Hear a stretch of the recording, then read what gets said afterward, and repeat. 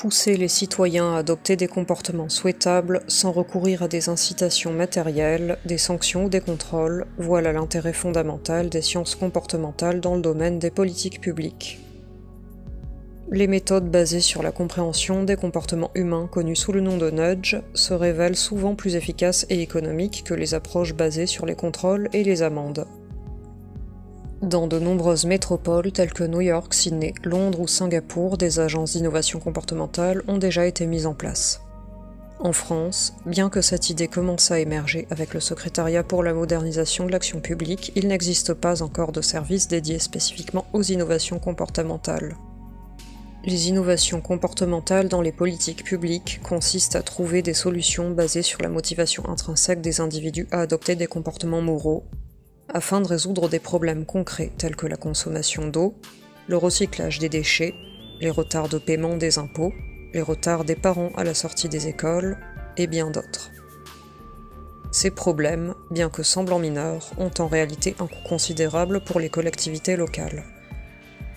Il est souvent constaté que les approches basées sur les contrôles et les sanctions se révèlent inefficaces. Prenez par exemple le retard des parents à la sortie des crèches et des écoles, une étude a révélé que l'introduction de systèmes de sanctions n'a fait qu'augmenter les retards.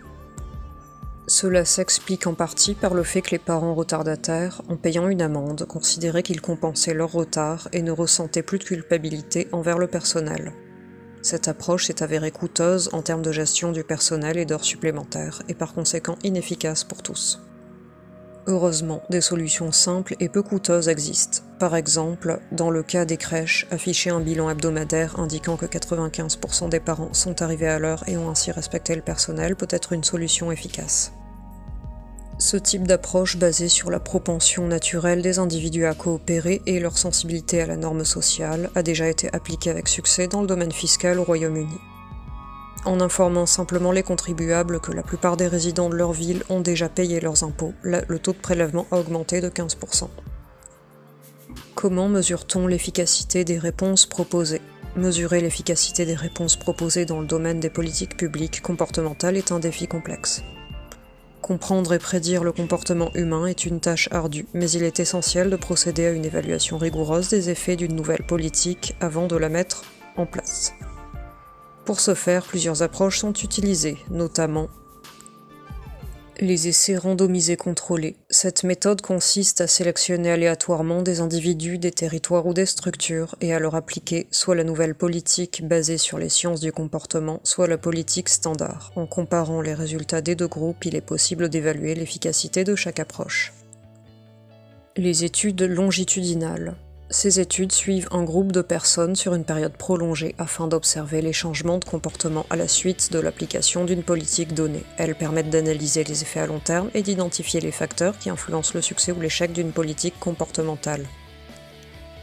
Les enquêtes et les données quantitatives.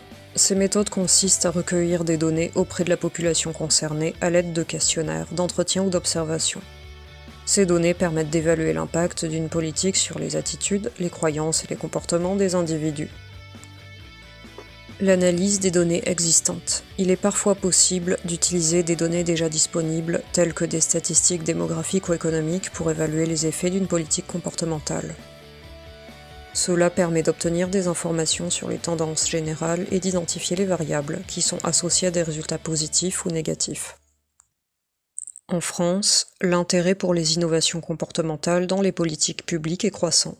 Il est donc possible qu'une agence dédiée aux politiques basées sur le comportement humain voie le jour prochainement, à l'image des grandes villes étrangères qui ont déjà adopté cette approche. Bonne journée et à bientôt pour de nouveaux contenus.